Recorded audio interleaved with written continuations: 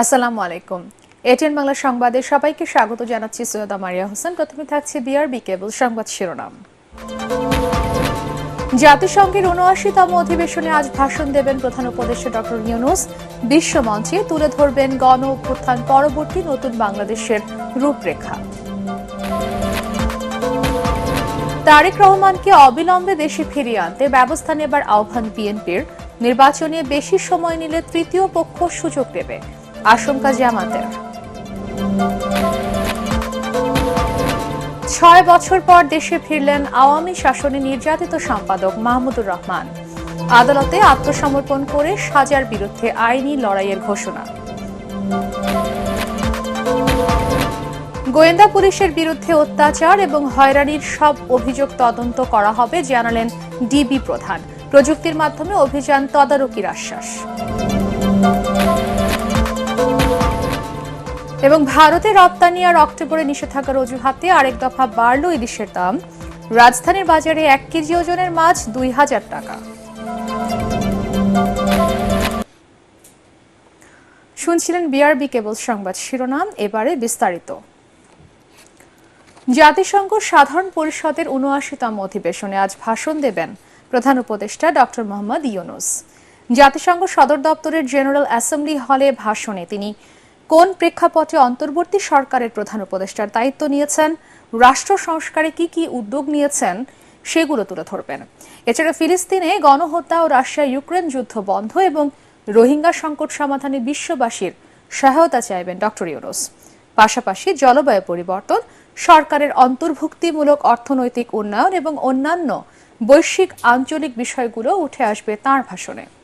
ছাত্র জনতার বিপ্লবের পর নতুন বাংলাদেশ গঠনে বিশ্ববাসীর সহায়তা, বিদ্যমান রাষ্ট্র কাঠামো ও প্রতিষ্ঠানগুলোর আমূল রূপান্তরের এক নতুন সম্ভাবনার দ্বার উন্মোচনের রূপরেখা বিশ্ববাসীকে জানাবেন প্রধান উপদেষ্টা। জুলাই আগস্টের গণহত্যার বিচার প্রক্রিয়া নিয়ে আন্তর্জাতিক অপরাধ আদালত আইসিসির সহযোগিতা চেয়েছেন প্রধান উপদেষ্টা ডক্টর মোহাম্মদ ইউনূস। নিউ ইয়র্কে সংস্থাটির প্রধান কৌঁসুলি করিম খানের সঙ্গে বৈঠকে গণহত্যার বিচারের উপায় ও পদ্ধতি নিয়ে আলোচনা করেন তিনি। এ সময় রোহিঙ্গা সংকট মোকাবেলায় প্রধান উপদেষ্টার ৩ দফার প্রশংসা করেন আন্তর্জাতিক অপরাধ আদালতের প্রধান। এদিকে অর্থনৈতিক সহযোগিতায় রোহিঙ্গা সংকট সমাধান, পাচার হওয়া অর্থ পুনরুদ্ধারে যুক্তরাষ্ট্রের সহযোগিতা চেয়েছে বাংলাদেশ। মার্কিন পররাষ্ট্রমন্ত্রী অ্যান্টনি ব্লিংকেনের সঙ্গে বৈঠকে এই সহযোগিতা চান ডক্টর ইউনূস। আরও জানাচ্ছেন একরামুল হক সায়েম। নিউ ইয়র্কে জাতিসংঘ সাধারণ পরিষদের অধিবেশনের ফাঁকে অন্তর্বর্তী সরকারের প্রধান উপদেষ্টা ডক্টর মোহাম্মদ ইউনূসের সঙ্গে দেখা করেন মার্কিন পররাষ্ট্রমন্ত্রী অ্যান্টনি ব্লিংকেন। এ সময় ডক্টর ইউনূস জুলাই আগস্ট বিপ্লবে শিক্ষার্থীদের আঁকা দেয়ালচিত্র নিয়ে আর্টবুক উপহার দেন ব্লিংকেনকে। আধা ঘণ্টার এই বৈঠকে অন্তর্বর্তী সরকারের প্রতি পূর্ণ সমর্থন জানানোর পাশাপাশি অর্থনৈতিক সহযোগিতা, রোহিঙ্গা সংকট সমাধান, সন্ত্রাস দমন, শ্রম বিষয়ক সংকট, পাচার হওয়া অর্থ পুনরুদ্ধার সহ বিভিন্ন বিষয়ে আলোচনা হয়। ডক্টর ইউনূস ও ব্লিংকেনের বৈঠকের পর মার্কিন পররাষ্ট্র দপ্তরের মুখপাত্র ম্যাথিউ মিলার পররাষ্ট্র দপ্তরের ওয়েবসাইটে জানান, বৈঠকে দুই দেশের সম্পর্ক আরও গভীর করার প্রতি গুরুত্বারোপ করা হয়। বাংলাদেশের অর্থনৈতিক স্থিতিশীলতার জন্য সহায়তা দেয়া, বিদেশি বিনিয়োগ অব্যাহত রাখতে সংস্কারের গুরুত্ব তুলে ধরেন প্রধান উপদেষ্টা। পাচার হওয়া অর্থ ফেরত এবং বাংলাদেশে অবাধ ও সুষ্ঠু নির্বাচন আয়োজনে সহায়তার আশ্বাস দেন ব্লিংকেন। এদিকে নিউ ইয়র্কের একটি হোটেলে ব্যবসায়ীদের সঙ্গে বৈঠক করেন ডক্টর মোহাম্মদ ইউনূস। এ সময় বাংলাদেশের নতুন যাত্রায় যুক্তরাষ্ট্রের ব্যবসায়ীদের অংশীদারিত্ব চেয়ে বিনিয়োগের পরিবেশ আরও কিভাবে উন্নত করা যায় সে বিষয়ে পরামর্শ চান তিনি। বাংলাদেশের অন্তর্বর্তীকালীন সরকারের প্রতি পূর্ণ সমর্থন জানিয়ে জাতিসংঘ মহাসচিব অ্যান্তোনিও গুতেরেস বলেছেন, জাতিসংঘ বাংলাদেশের সংস্কারে সহায়তা করতে প্রস্তুত। নিউ ইয়র্কে স্থানীয় সময় বৃহস্পতিবার জাতিসংঘ সদর দপ্তরে প্রধান উপদেষ্টা ডক্টর মোহাম্মদ ইউনূসের সঙ্গে বৈঠকে কথা বলেন সংস্থাটির মহাসচিব। বৈঠকে জলবায়ু পরিবর্তন, রোহিঙ্গা সংকট এবং জুলাই আগস্টের গণ আন্দোলনের নৃশংসতা তদন্তে জাতিসংঘের নেতৃত্বাধীন অনুসন্ধান মিশনের কার্যক্রম নিয়ে আলোচনা হয়। অন্যদিকে আইসিসির প্রধান প্রসিকিউটর করিম খানের সঙ্গে নিউ ইয়র্কে বৈঠক করেছেন প্রধান উপদেষ্টা ডক্টর মোহাম্মদ ইউনূস।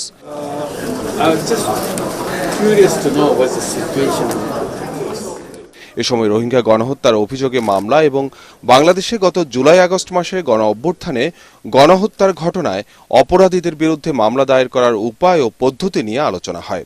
প্রসিকিউটর করিম খান রোহিঙ্গা সংকট মোকাবেলায় প্রধান উপদেষ্টার প্রস্তাবিত ৩ দফার প্রশংসা করেন। এছাড়া এদিন ইউরোপিয়ান কমিশনের প্রেসিডেন্ট ও নেদারল্যান্ডের প্রধানমন্ত্রী সহ বিভিন্ন দেশের সরকার প্রধান ও সংস্থা প্রধানদের সঙ্গে বৈঠক করেন প্রধান উপদেষ্টা ডক্টর মোহাম্মদ ইউনূস। ইকরামুল হক সায়েম, এটিএন বাংলা। দেশ সংস্কার, নির্বাচন কমিশন পুনর্গঠন এবং ভোটার তালিকা হালনাগাদ করার 18 মাস পরে দেশে আগামী জাতীয় নির্বাচন হবে বলে জানিয়েছেন প্রধান উপদেষ্টার প্রেস সচিব শফিকুল আলম। নিউ ইয়র্কে স্থানীয় সময় বৃহস্পতিবার বিকেলে গণমাধ্যম কর্মীদের তিনি কথা জানান।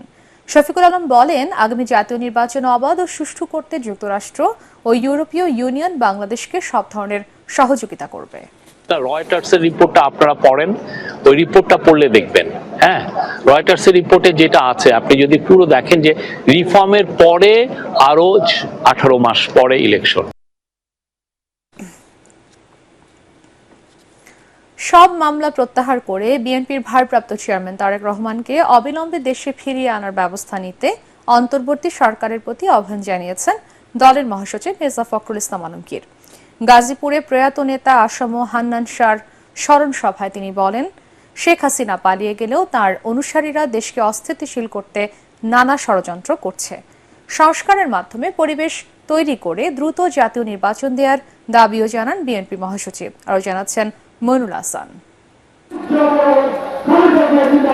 দলের প্রয়াত নেতা আসম হান্নান শাহর মৃত্যুবার্ষিকী উপলক্ষে মরহুমের নিজ জেলা গাজীপুরের কাপাসিয়ায় আয়োজিত স্মরণ সভায় যোগ দেন বিএনপি মহাসচিব মির্জা ফখরুল ইসলাম আলমগীর। এ সময় তিনি অভিযোগ করেন, গণ আন্দোলনে শেখ হাসিনা পালিয়ে গেলেও পার্শ্ববর্তী দেশে বসে নানা ষড়যন্ত্র করছেন। আপনাদের ইন্ডাস্ট্রিয়াল এরিয়া গাজীপুর, এখানে তারা গার্মেন্টস ফ্যাক্টরিগুলোতে অশান্তি সৃষ্টি করতে চেষ্টা করে। হিন্দু ভাইদের দুর্গাপূজা আসছে, এই দুর্গাপূজাকে কেন্দ্র করে তারা আপনার বিভিন্ন রকম অস্থিতিশীল অবস্থা সৃষ্টি করতে পারে। বাংলাদেশের সমস্ত মানুষ আপনাদের পাশে দাঁড়াবে এবং আপনাদের উপাসনায় পূজায় যেন কোনো ব্যাঘাত না ঘটে তার জন্য তারা ঐক্যবদ্ধ হয়ে দাঁড়াবে। ভারপ্রাপ্ত চেয়ারম্যান তারেক রহমান সহ বিএনপি নেতাকর্মীদের নামে আওয়ামী লীগ সরকারের আমলে হওয়া সব মামলা প্রত্যাহারের দাবি জানান মির্জা ফখরুল। কোন রকম চালবাহন আমরা সহ্য করবো না। আমি পরিষ্কার করে আজকে এই সভা থেকে বলতে চাই যে সমস্ত মামলা প্রত্যাহার করে অবিলম্বে তারেক রহমানকে দেশে ফিরিয়ে আনার ব্যবস্থা করা হোক। এদিকে রাজধানীতে ফার্মাসিস্ট সমাবেশে বিএনপির স্থায়ী কমিটির সদস্য ডাক্তার AZM জাহিদ হোসেন বলেন, স্বৈরাচার বিদায় নিলেও প্রশাসনে এখনো আওয়ামী লীগের দুর্নীতিবাজরা বহাল তবিয়তে বসে আছে। স্বাস্থ্য উপদেষ্টা স্বাস্থ্য সচিবকে বলে দিতে চাই, আমরা দেখতেছি প্রায় 2 মাস হয়ে যাচ্ছে দুর্নীতির সাথে যারা জড়িত, যারা হাজার হাজার টাকা দিয়ে বালিশ কিনছে, যারা হাজার হাজার টাকা দিয়ে মশারি কিনছে, যারা হাজার হাজার টাকা দিয়ে মাস্ক কিনছে, প্রত্যেকটা লোক যার যার চেয়ারে বসে আছে। দেশত্রী রিমুখ ইনস্টিটিউট অফ হেলথ টেকনোলজি মিলনায়তনে সমাবেশে স্বাস্থ্য খাতের বেহাল দশা ঠিক করতে স্বৈরশাসক শেখ হাসিনার অনুসারীদের অবিলম্বে অপসারণের দাবি জানান বক্তারা। মইনুল হাসান, এটিএন বাংলা, ঢাকা। এদেশে গণহত্যাকারীদের রাজনীতি করার কোনো অধিকার নেই বলে মন্তব্য করেছেন জামায়াতে ইসলামীর আমির ডাক্তার শফিকুর রহমান। বিদেশি শক্তির সাহায্যে নয়, দেশের মানুষের আকাঙ্ক্ষাকে ধারণ করে সবাইকে রাজনীতি করার আহ্বান জানিয়েছেন তিনি। খুলনায় জামায়াতে ইসলামীর রুকন সম্মেলনে তিনি শঙ্কা জানান, নির্বাচন আয়োজনে বেশি সময় নিলে তৃতীয় পক্ষ সুযোগ নিতে পারে। খুলনা থেকে SM হাবিবের রিপোর্ট, জানাচ্ছেন মনির হোসেন তপু। এক যুগেরও বেশি সময় পর প্রকাশ্যে খুলনায় হলো জামাতের রুকন সম্মেলন। সোনারাঙ্গার আল ফারুক সোসাইটিতে আয়োজিত অনুষ্ঠানে দলের আমির ডাক্তার শফিকুর রহমান বলেন, যে জাতি দেশকে স্বৈরাচারের কলঙ্ক মুক্ত করেছে তারাই স্বাধীনতা ও সার্বভৌমত্ব রক্ষা করবে। অন্তর্বর্তীকালীন সরকারের উদ্দেশ্যে আমির বলেন, রাজনৈতিক দলসহ সবার সাথে আলোচনা করে সংস্কার ও নির্বাচনের রোডম্যাপ তৈরি করতে হবে। সংস্কারের ব্যাপারটার উপরে নির্ভর করবে এই সময়টা কতটুকু হবে। আমরা এখনই সুনির্দিষ্ট কোনো সময় বলতে চাচ্ছি না, তবে হ্যাঁ, এটা বছরের পর বছর হওয়া উচিত নয়। তাহলে আগাছা জন্ম নেওয়ার সমূহ সম্ভাবনা রয়েছে, সমাজের শৃঙ্খলা ভেঙে পড়ার আশঙ্কা আছে। তৃতীয় পক্ষ জুলুমবাজরা আবার মাথা তুলে দাঁড়ানোর প্রয়াস চালাতে পারে। কিন্তু এই সরকার যদি কোনো জনগণের স্বার্থের বিপরীত কাজে হাত দেয়, আমরা সংশোধনের চেষ্টা করব। কথা যদি তারা আমাদের পরামর্শ শুনতে না চান, সবার আগে আমরাই প্রতিবাদ করব। জামাতের আমির বলেন, বিডিআর হত্যার মধ্য দিয়ে আওয়ামী ফেসিবাদের শাসনের প্রথম ধাপ শুরু হয়, যা 15 বছর অব্যাহত ছিল। একটা দেশে যারা জনগণের উপর গণহত্যা সংগঠন করেছে, গণহত্যাকারীদের জনগণের ময়দানে রাজনীতি করার কোনো অধিকার থাকতে পারে না। দেশের মানুষই বুকের রক্ত দিয়ে আন্দোলনকে সফল করেছে। বাইরের কারো সাহায্যের আমাদের প্রয়োজন হয়নি। যেই জাতি এই দেশকে স্বৈরাচারের কলঙ্ক মুক্ত করেছে বুকের রক্ত দিয়ে, সেই জাতি এই দেশের স্বাধীনতা সার্বভৌমত্বের পাহারাদারি করতে হবে কারো সাহায্য ছাড়াই, ইনশাআল্লাহ। সম্মেলনে জামাতের সেক্রেটারি জেনারেল অধ্যাপক মিয়া গোলাম পরোয়ার সহ কেন্দ্রীয় ও মহানগর ও জেলা নেতারা বক্তব্য রাখেন। Bureau report, ATN Bangla. 6 বছর পর দেশে ফিরলেন দৈনিক আমার দেশ পত্রিকার সম্পাদক মাহমুদুর রহমান। তুরস্ক থেকে সকাল 9টার দিকে ঢাকায় পৌঁছান তিনি। বিমানবন্দরে তাকে গণসংবর্ধনা দিয়েছেন সতীর্থরা। আওয়ামী লীগ আমলে নির্যাতিত মাহমুদুর রহমান বলেন, পরাজিত শক্তিরা বিদেশে বসে ষড়যন্ত্র করছে, তাদের প্রতিহত করতে সব দলমতের মানুষকে ঐক্যবদ্ধ থাকার আহ্বান জানান তিনি। আরো জানাচ্ছেন আদিন সজীব। তুরস্ক থেকে ঢাকার হযরত শাহজালাল আন্তর্জাতিক বিমানবন্দরে ডক্টর মাহমুদুর রহমান। সকাল থেকেই তাকে বরণ করতে বিমানবন্দরের বাইরে অপেক্ষায় ছিলেন বিএনপি জামাতের নেতাকর্মী, সহকর্মী, সাংবাদিক সহ কয়েকশো মানুষ। যখন অন্যায়ভাবে দেশপ্রেমিক নেতৃবৃন্দকে ফাঁসি দেওয়া হচ্ছিল, তখন তার পত্রিকায় যে নিউজগুলো প্রকাশ করেছিলেন যে ফ্যাসিবাদের পদধ্বনি শোনা যায়। দেশের মানুষের যখন কোনো অধিকার সবগুলোই বিগত দিনের ফ্যাসিস্ট সরকার যখন কেড়ে নিচ্ছিল, তখন তিনি কিন্তু এই অন্যায়ের বিরুদ্ধে রুখে দাঁড়িয়েছে। 6 বছর নির্বাসনের পর নিজ দেশে এলেন জনপ্রিয় এই কলামিস্ট, লেখক ও সম্পাদক। এই মুহূর্তটি তার মতো আবেগঘন ছিল প্রিয়জনদের কাছেও। দেশে ফিরে নিজের স্বস্তি আর বদলে যাওয়া পরিস্থিতির কথাই সবার আগে জানান মাহমুদুর রহমান। শহীদ হয়ে যারা বাংলাদেশের ভারতের দালাল শেখ হাসিনার ফ্যাসিবাদকে উৎখাত করেছেন, সেই শহীদদের বিদেহী আত্মার উদ্দেশ্যে পরম কৃতজ্ঞতা এবং অকৃত্রিম শ্রদ্ধা জ্ঞাপন করছি। ফ্যাসিবাদী সব রাজনৈতিক দল মতের মানুষকে সতর্ক করেন মাহমুদুর রহমান। শেখ হাসিনাকে ভারতের দালাল উল্লেখ করে তিনি বলেন, গণঅভ্যুত্থানকে নস্যাৎ করতে এখনো ষড়যন্ত্র চলছে। পরাজিত ফ্যাসিবাদ তার বিদেশি প্রভু এবং বাংলাদেশের এজেন্টদের দিয়ে বিপ্লবকে নস্যাৎ করার অপচেষ্টা চালাচ্ছে। ফ্যাসিবাদের পতন হয়েছে, কিন্তু সেটা যেন চিরদিনের জন্য হয়ে যায়। এই কারণে আপনারা যারা লড়াই করেছেন, যে ছাত্র জনতা, যে সমন্বয়করা লড়াই করেছেন, সবাই ঐক্যবদ্ধ থাকুন। তার বিরুদ্ধে শতাধিক মামলা আছে জানিয়ে মাহমুদুর রহমান বলেন, রোববার আদালতে গিয়ে সাজা ও মামলা মোকাবেলা করবেন তিনি। আগামী 2 দিন হাসপাতালে আমি মায়ের সাথে থাকতে চাই। রোববারে ইনশাআল্লাহ আমি নিম্ন আদালতে গিয়ে হাসিনার দেওয়া সাজা এবং অ্যারেস্ট ওয়ারেন্টের মোকাবেলা করব। উদ্ভট এবং মিথ্যা মামলায় তাকে 5 বছর কারাদণ্ড দেয়া হয়েছিল বলে অভিযোগ করেন মাহমুদুর রহমান। আদিন সজীব, এটিএন বাংলা, ঢাকা।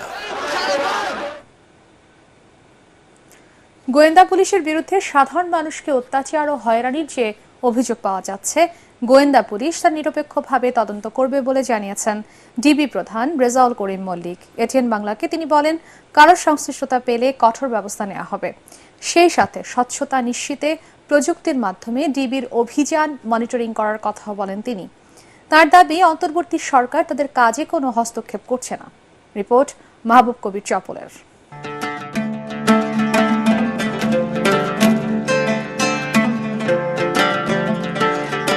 ডিবির হারুনের নির্দেশে বন্ধ হয়ে যায় আমি ইয়াসমিন বলছি সিনেমার কাজ। সম্প্রতি এমন অভিযোগ করেছেন সিনেমাটির নায়িকা মিম ও পরিচালক সুমন ধর। ফোন করে বিদ্যাকে বললেন, মিম শোনো, ওই যে তোমার পরিচালক আমার সামনে বসে আছে, এই ছবিটার হবে না, বুঝছো?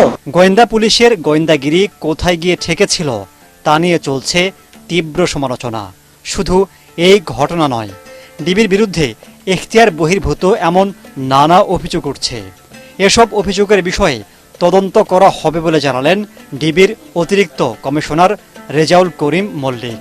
যারা ক্ষতিগ্রস্ত হয়েছে, যাদের বিরুদ্ধে অন্যায় জুলুম নির্যাতন করা হয়েছে, তারা যদি আমাদের কাছে অভিযোগ করেন, এটা প্রমাণিত যদি হয়, তাহলে অবশ্যই আমরা আইনের আওতায় এনে তাদের বিরুদ্ধে যা যা ব্যবস্থা নেওয়া দরকার তা অবশ্যই আমরা করব। ডিবি কি ডিবির বিরুদ্ধে ব্যবস্থা নেবে? ডিবি কেন, যে অন্যায় করেছে আমরা অন্যায়কারীর বিরুদ্ধে ব্যবস্থা নিব।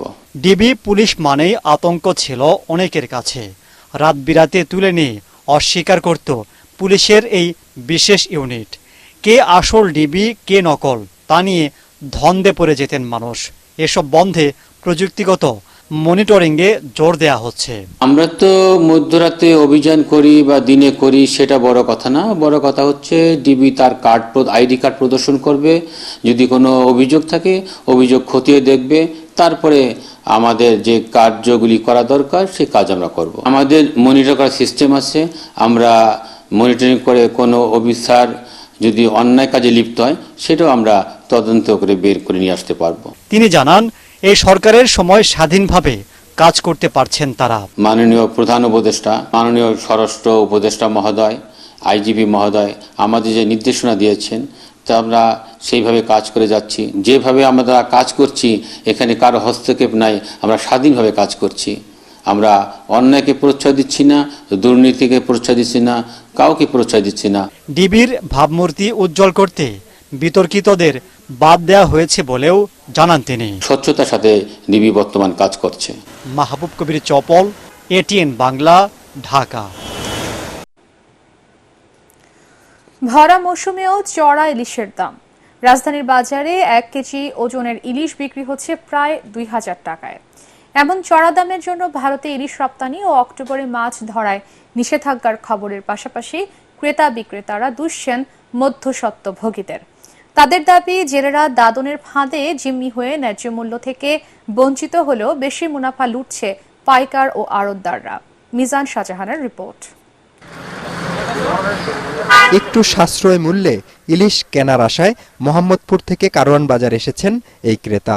এখানেও দেখি প্রায় ওই একই দাম, বাড়তি দাম। আশা করছিলাম 4টা মাছ নিব, নিতে পারলাম না, তো 2টা মাছ কিনলাম। 2 কেজি ওজনের 1 পিস ইলিশের দাম 4500 টাকা। 900 গ্রাম ওজনের ইলিশের কেজি 1700 টাকা। 200 গ্রাম ওজনের ইলিশ বিক্রি হচ্ছে 300 টাকা পিস।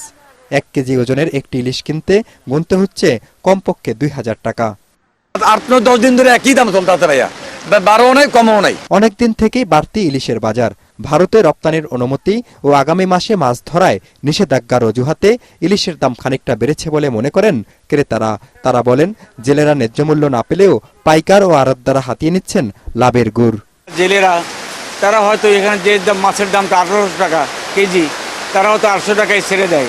এইখানে মধ্যস্বত্বভোগীরা তারা এই বিনা পরিশ্রমে, বিনা আয়োজনে, শুধু তাদের নিজের কারসাজির মাধ্যমে এই বাকি টাকাটা তারা খেয়ে নেয়। বঙ্গোপসাগরের পাশাপাশি চাঁদপুর, বরিশাল, বরগুনা ও ভোলা জেলার আশপাশের পদ্মা, মেঘনা, ডাকাতিয়া, বিষকালী সহ অন্যান্য নদীতে জেলেদের জালে ধরা পড়ছে ঝাঁকে ঝাঁকে ইলিশ। ওইসব এলাকার জেলেরা মাছ শিকার করে নদীর পাড়ে স্থাপিত পাইকারি বিক্রয় কেন্দ্রে ইলিশ বিক্রয় করেন।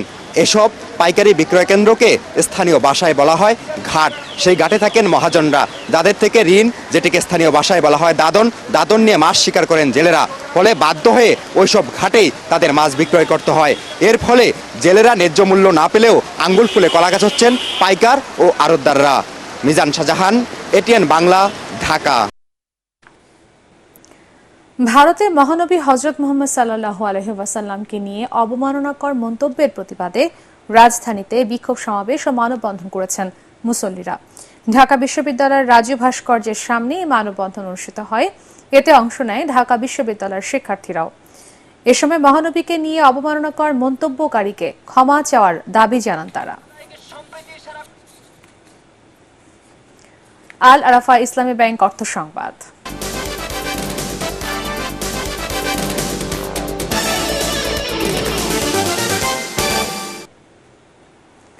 কক্সবাজার সহ 3 পার্বত্য জেলায় আকর্ষণীয় পর্যটন স্পট থাকলেও বিদেশি পর্যটকদের মনোযোগ টানতে পারছে না। সংশ্লিষ্টরা বলছে, নিরাপত্তা ও সেবার মান বাড়িয়ে বিদেশিদের আকৃষ্ট করা গেলে বৈদেশিক মুদ্রা অর্জনে ভূমিকা রাখতে পারে পাহাড়ের পর্যটন খাত। এবছর পর্যটন দিবসে পর্যটন শান্তির সোপান এই স্লোগানে নানা কর্মসূচির আয়োজন করা হয়েছে। কক্সবাজার ও খাগড়াছড়ির প্রতিনিধিকে সাথে নিয়ে আরো জানাচ্ছেন ঐশী গোস্বামী প্রমা। বিশ্বের বিভিন্ন দেশে আজ উদযাপন হচ্ছে বিশ্ব পর্যটন দিবস।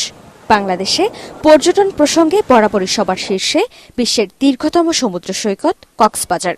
সমুদ্রের নীল জলরাশি, মেরিন ড্রাইভের মনোরম দৃশ্য, পাহাড় সমুদ্রের অপরূপ মিতালি মুগ্ধ করে পর্যটকদের।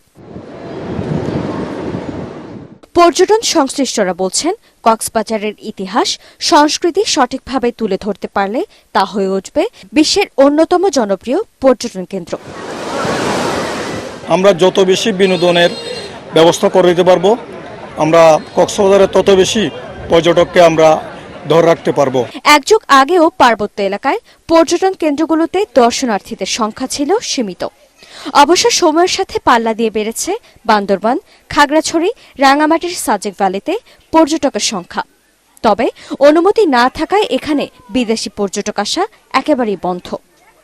এছাড়া পর্যটকদের চাহিদা মতো বিনোদন ও সুবিধাসমূহের ঘাটতির কারণে পাহাড়ি এলাকায় পর্যটক সেই হারে বাড়ছে না বলে মনে করেন সংশ্লিষ্টরা। খাগড়াছড়িতে যেসব সুবিধা দরকার, যেমন সুইমিং পুল, যেমন আপনার ক্যাবেল কার, যেমন বড় শিশু পার্ক, টুরিস্টদের যে আকাঙ্ক্ষা থাকে, যে ইচ্ছা নিয়ে তারা আসলে পার্বত্য চট্টগ্রাম বা খাগড়াছড়ি এরিয়াতে আসে, তা আসলে পুরোপুরি ফিল আপ হয় না। এদিকে পর্যটন দিবস উপলক্ষে বিভিন্ন কর্মসূচি হাতে নিয়েছে কক্সবাজার জেলা প্রশাসন। সেই সাথে সচেতনতা ও প্রচারণা বাড়ানোর লক্ষ্যে রয়েছে সৈকত পরিচ্ছন্নতা অভিযান, পর্যটক বান্ধব প্রচারণা এবং স্থানীয় সম্প্রদায়ের সঙ্গে পর্যটকদের মেলবন্ধন তৈরির বিভিন্ন কার্যক্রম। সদর, রামু, টেকনাফ, উখিয়া, মহেশখালী এবং কুতুবদিয়া এই অঞ্চলগুলোতে আমাদের নানা ধরনের পর্যটনের সুবিধা রয়েছে। আমরা সেই সুযোগগুলোকে নাগরিকদের জন্য এবং পর্যটকদের জন্য উন্মুক্ত করতে চাই। বাংলাদেশের সমুদ্র সৈকত ও রহস্যঘেরা পাহাড়ের প্রাকৃতিক সৌন্দর্য বিদেশি পর্যটকদের জন্য একটি বিশেষ আকর্ষণ। নিরাপত্তা ও সেবার মান বাড়লে দেশের পর্যটন কেন্দ্রগুলোর সুনাম ছড়িয়ে পড়বে বিশ্বজুড়ে, এমনটাই মনে করছেন পর্যটন সংশ্লিষ্টরা। Bureau report, ATN Bangla. পর্যায়ে পার্টেক্স খেলার খবর।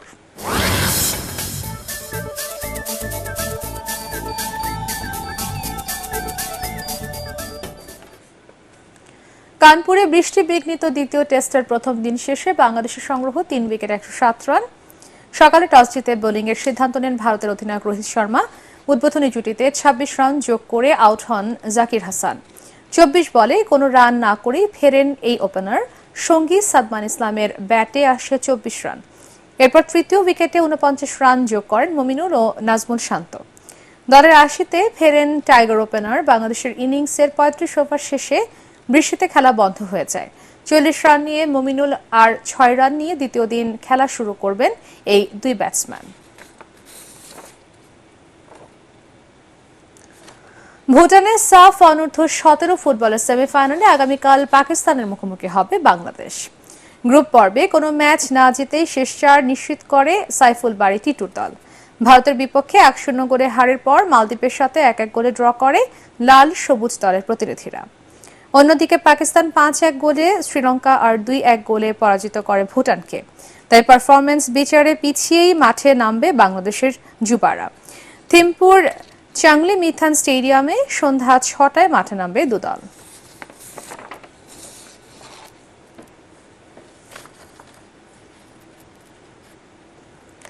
শেষ করার আগে বিআরবি কেবল সংবাদ শিরোনাম আরো একবার।